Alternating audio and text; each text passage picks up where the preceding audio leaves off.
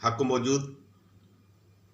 अॼु असांजी गुफ़्तगू जो उनवान आहे पक्के किले हैदराबाद जी तारीख़ ऐं उन जो नुंहुं।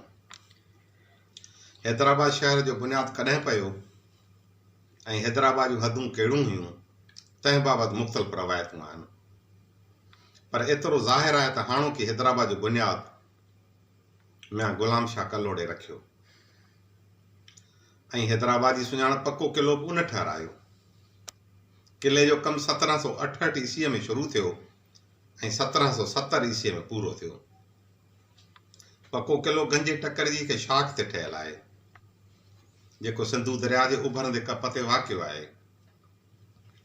हीउ किलो 38 एकड़ ते मुश्तमिल 5 कुंडी बेज़वी शिकिल नुमा आहे। किले जी अॾावत में पकिनसर सां गॾु चूनो ऐं गच इस्तेमालु थियो। किले जी अॾावत निहायत शानदार आहे ऐं आगाटे ज़माने जे कारीगरीअ जो हिकु उम्दो यादगार आहे। सिंध जे कलोड़ा हुक्मराननि में मियां ग़ुलाम शाह कलोड़ो हिकु वॾो इमारत अॾींदड़ थी गुज़रियो आहे।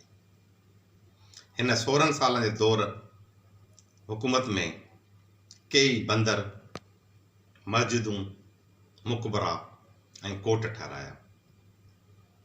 मियां ग़ुलाम शाह पंहिंजे दौर हुकूमत में बादशाह जी राजधानी खुदाबाद मां खणी हैदराबाद खे क़ाइमु कयूं, छाकाणि त हीउ हंधु आबहवा जे लिहाज़ खां निहायत बहितर हुयो। उन ई सबब जो हिन जे ओलह पासे सिंधु दरिया वहंदो हुयो ऐं ओभर तर मज़कूर दरिया जी हिकु शाख वहंदी हुई जा अॼुकल्ह फुलेली जे नाले सां मशहूरु आहे। ॿियो हिनखे सिंध जी हुकूमत में मरकज़ी हैसियत हासिलु हुई ऐं टियों दरिया हुजण सबबि उत्तर ॾखण जी आमद रफ़त ऐं वापार में वॾियूं सहूलियतूं हुयूं। किले जी तामीर कलोड़नि जे मुंहदार मिर्ज़ा अहमद खिरासानी जी निगरानी में थी, जॾहिं त किले जो कमु उस्ताद शफ़ीवंद मुल्तानी ॿियनि कारीगरनि सां गॾिजी कयो हुयो। किले अंदरि मियां ग़ुलाम शाह जे पंहिंजे रहण लाइ जेका जाइ ठही तंहिंखे शीश महल सॾियाऊं। मजस दीवाने आम ऐं दीवाने ख़ासि बि रखियाऊं। ज़नानो खानो उन खां अलावा हुयो। किले ॿाहिरां महाजननि ऐं हिंदू आलमनि खे आसपास जी ज़मीन ते आबाद करण करे थोरे ई वक़्त में ही निहायत शानदार शहर बणिजी वियो। दोस्तो, मियां ग़ुलाम शाह कलोड़ो पारां किले जी तारीख़ में कसीदा चवराया ऐं हिकु संगमरमरी तख़्ती ठाहिराई किले जे मुख्य दरवाज़े ते हणाए छॾी, जेका अॼु बि किले जे मुख्य दरवाज़े जे निरड़ ते मालिक जो पतो ॿुधाए थी। ए मालिक, हिन शहर खे अमन वारो कर। कलोड़नि खां पोइ टालपुरनि जी साहिबी शुरू थी त उन्हनि बि साॻी सूरताल खे बहाल रखियो ऐं साॻे किले अंदरि रही राज करणु लॻा। मीर नसीर खान टालपुर किले में अॾावतनि में थोरो वाधारो कयो। 18वीं सदीअ जी पछाड़ी ऐं 19वीं सदी जी शुरूआत में जेतिरा अंग्रेज़ आया ऐं फ़ौजी ऑफिसर आया से सभु हिन किले में महिमान रहिया ऐं उन्हनि हिते जे हुक्मरान सां ॻाल्हियूं पिणु कयूं। अंग्रेज़नि ऐं सिंध जे हुक्मरान विच में दोस्ती जा ठाह पिणु हिन किले में थिया। पाकिस्तान ठाहिण खां पोइ वॾे पैमाने ते लॾपलाण थी। हिन किले उन लखे माण्हुनि खे पंहिंजे भाकुर में पनाह ॾिनी जेके हिंदुस्तान जे मुख़्तलिफ़ इलाइक़नि मां पाकिस्तान आयल हुआ। उन्हनि माण्हुनि किले जी अहमियत खे न सम्झंदे किले जी भित सां गॾु ई घर ठाहिया। उन्हनि घरनि जी चौथीं भित किले जी भित खे बणायो, जंहिं करे किले जी पुराणी भित ते वधीक वज़न पियो। उन खां सवाइ किले जी भित में टुंग करे रोशनदान ऐं दरियूं ठाहियूं वयूं, जंहिं करे भितियुनि खे वॾो नुक़सानु रसियो ऐं मजस ॾार पइजी विया। किन हंधनि ते भितियुनि खे भञी उन मां किने पाणी जी नेकाल लाइ मोरियूं ठाहियूं वयूं। नतीजे में 1968 ईस्वीअ धारे किले जी भित जो हिकु हिसो ड्रही पियो, जॾहिं त ॿियो वाक़ियो 1976 ईस्वी में पेश आयो, जॾहिं वाटर लिफ्ट वेझो उन जो उलहंदो हिसो ड्रही पियो। उन खां पोइ 1982 ईस्वी में साॻी भित जो उभरंदो हिसो ड्रही पियो, जंहिंसां जानी माली नुक़सानु थियो। जॾहिं त 1986 ईस्वी, 2007 ईस्वी ऐं 2018 ईस्वीअ में पिणु किले जे दीवार जे कुझु हिसे किरण ऐं माण्हुनि जे ज़ख़्मी थियण जूं ख़बरूं मुख़्तलिफ़ अख़बारनि जूं ज़ीनत बणिजी चुकियूं आहिनि। दोस्तो, पक्को किलो जेको कलड़नि जे दौर खां कंध उभो कयूं बीठो हूंदो हुयो, सो पंहिंजा बुर्ज ऐं बुनियाद विञाए गटरनि ऐं सीवरेज जे पाणी में हीणो थियणु लॻो आहे। बिल्कुलु ईअं जीअं ॾुकार में ढाटी उठ गोॾनि भर किरी पवंदो आहे ऐं पसाह छॾींदो आहे। कीरण वारो शाही दरवाज़ो ऐं कोॾियुनि कोपनि जो तासो ॾींदड़ कुंगरियूं त हाणे अलाए केॾांहुं वयूं, पर सिंध जो अरड़ो सिपह सालार होशमत शीदी मीरनि जी साहिबीअ ऐं धरतीअ सां पंहिंजे वफ़ा साबित कंदे विढ़ंदे विढ़ंदे शहीद थी वियो, जंहिंखे फरंगियुनि संजे संवारे किले जी चौदीवारी में दफ़न करे छॾियऊं ऐं हिकिड़ी तोप सलामीअ तौरु संदसि मथनि खां बीहारे छॾियऊं। उहा बुठी बि पट थी वई। पक्को किलो हैदराबाद डायरेक्टोरेट ऑफ आर्कियालॉजी 1904 ईस्वी जे तहफ़ुज़ पुराण यादगार जे एक्ट तहत 21 अगस्त 1965 ईस्वी जे नोटिफिकेशन मुताबिक़ आसार क़दीमा खाते जे हवाले थियल आहे। उन खां अलावा नवादरात एक्ट 1975 ईस्वी हेठि पक्को किलो हिकु महफ़ूज़ साइट आहे ऐं उन क़िस्म जी कंहिं बि साइट जे अहाते जे 200 फुट जे अंदरि अंदरि कंहिं बि क़िस्म जी अॾावत जी इजाज़त न हूंदी आहे, पर हिते उन जे बरक्स आहे। दोस्तो, HDA जी बिल्डिंग कंट्रोल अथॉरिटी किले में ॾियल सभी घरनि खे ख़तरनाक ॾेई कंहिं बि वक़्तु किरण जी वार्निंग ॾिनी आहे, जंहिं सबबु घरनि रहण सां किले जे तारीख़ी हैसियत पाण मुरादो ख़तमु थी वेंदी।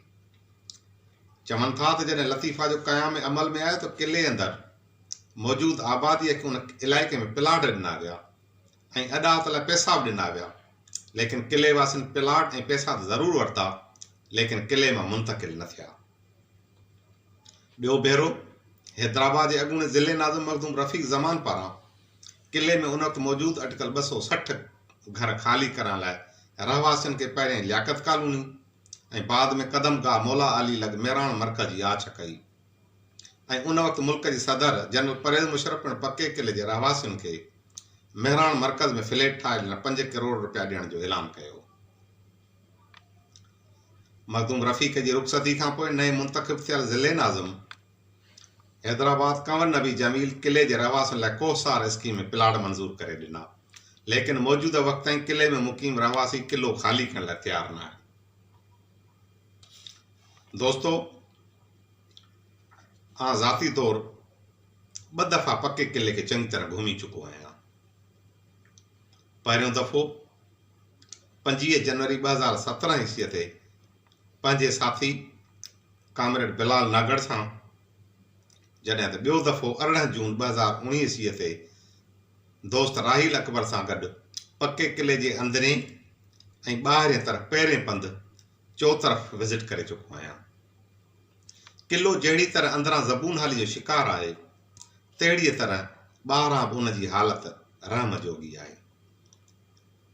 किले जे दौरे दौरान मूं इहो बि ॾिठो त किले जे अंदरे पासे ओलह ऐं ॾखण जी कुंड खां दीवार सां अॾियल समें घर जो किनो पाणी पीर नूर जी क़बर वारी साइड खां किले जी दीवार मां लीकेज वसीले वाटर कोर्स जी रफ़्तार जीअं ॿाहिरि निकिरी रहियो हुयो, जेको दीवारुनि खे कमज़ोर करे रहियो आहे। स्टेशन रोड खां गुरुनगर रोड ताईं दीवार वारे पासे खां कुझु घर बि ड्रही पट थी विया आहिनि। जितां किले जी दीवार डठी आहे, उहा ॿीहर न ठहिराई वई आहे।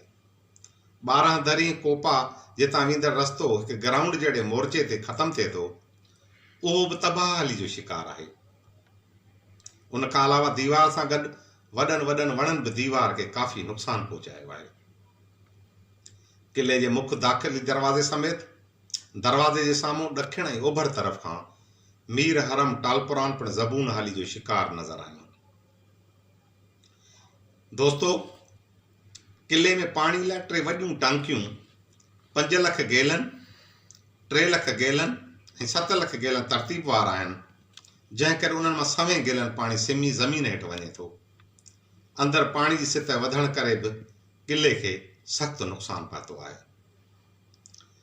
पके किले जे अंदरि ओभर पासे आर्कियालॉजी खाते जे डायरेक्टर जी रिहाइशगाह में 4th पुलिस थाणो ठहियल आहे, जॾहिं त उन जे लॻोलॻि 2 सरकारी स्कूल, हिकु गवर्नमेंट खुदे जा गर्ल्स प्राइमरी स्कूल ऐं ॿियो government rice girls primary school पिणु क़दीम ऐं तारीख़ी इमारतुनि में क़ाइमु कया विया आहिनि।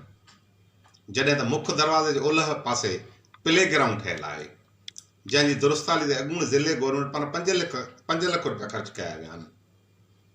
असां जॾहिं किले जे ॿाहिरीं तरफ़ पहिरें पंधु विज़िट करे ॾिठोसीं त किले जे ॿिनि तरफ़नि उत्तर ऐं ओभर तरफ़ सवें दुकान जेकी लोह जे सामान, संगमरमर, मार्बल, भुॻड़नि जा दुकान, वाढनि जा दुकान, होटलूं, गैरेज खाना, पेट्रोल पंप, सर्विस स्टेशन, किताबनि जे दुकाननि खां अलावा थांवनि, गुलनि ऐं गिफ्ट सेंटर जे दुकाननि ते मुश्तमिल आहिनि, जेके हिंदुस्तान खां आयल मुहाजिर कम्यूनिटी तामीर कराया आहिनि। जॾहिं त ॾखिण ऐं ओलह तरफ़ KPK ऐं अफ़गानिस्तान खां आयल पठाणनि पंहिंजा सवें दुकान तामीर कराए लुंडा बाज़ार, कपिड़े जा दुकान, जूतनि जा दुकान, होटलूं, नसवार जा दुकान ऐं ॿियो घणो कुझु वापार जो सिलसिलो शुरू करे छॾियो आहे। दोस्तो, मैं गुलाम शाह कलोड़ खे कहिड़ी ख़बर त संदसि ख़वाबनि जो आशियानो थधियुनि हवाउनि जे शहर हैदराबाद जे पके किले सां अहिड़ी का कार थींदी जहिड़ी यतीम ॿार सां थींदी आहे। इहो ई पको किलो जिते शाइरनि जी शाइरी तख़लीक़ थी, जिते नृतकनि नाच कया, गवियनि दरबारी ऐं भैरवी सुरनि जूं ठुमरियूं ॻायूं, उहो पको किलो जंहिंजे दीवाने आम में इंसाफ़ लाइ आम माण्हू अची गॾु थींदा हुआ, जंहिंजे हरम में के अफ़सराऊं मोते जूं सुगंध भरियूं मालाऊं पंहिंजे ककोरियल वारनि में विझी कजल जी कानी अखियुनि में फेरे जॾहिं निहार कंदियूं हुयूं, तॾहिं पके किले जे बुर्जनि तां फड़का ॾेई अछा कबूतर उॾामण शुरू थींदा हुआ। अॼु उहो तारीख़ी किलो इंतिहाई ज़बून हाली जो शिकार आहे ऐं ज़मीन दोज़ थियण जे तरफ़ वञी रहियो आहे। इन सिलसिले में सिंध हुकूमत सिंध जे सकावत खाते खे घुर्जे त हिन तारीख़ी वरसे पके किले खे बचाइण लाइ फौरी तौरु उपाउ वठणु घुरिजनि, छाकाणि त हैदराबाद जो किलो नंढे खंड जी तारीख़ में अहम मक़ाम रखे थो, जंहिंसां रुॻो जनरल होशमत शीदी जी सूरियाई ऐं दिलेरी जा अनेक दास्तान जुड़ियल न आहिनि, बल्कि उन सां असांजी अनेक सदियुनि जे तारीख़ जा अनेक बाब जुड़ियल आहिनि। हिते तहज़ीब ऐं सकाफ़त, जिदोजहद ऐं हुबुल वतनी जा कई दौर दफ़न आहिनि, जिन खे महफ़ूज़ रखणु ख़ुदि तारीख़ जे सिलसिले जो हिकु हिसो आहे। दोस्तो, अॼु असांजी गुफ़्तगू ख़तमु थी ऐं इंशा अल्लाह ताला कंहिं ॿिए मौक़े ते वरी कंहिं ॿिए मौज़ूअ ते हाज़िर थींदासीं। तेसीं इजाज़त ॾींदा, सदाईं गॾु।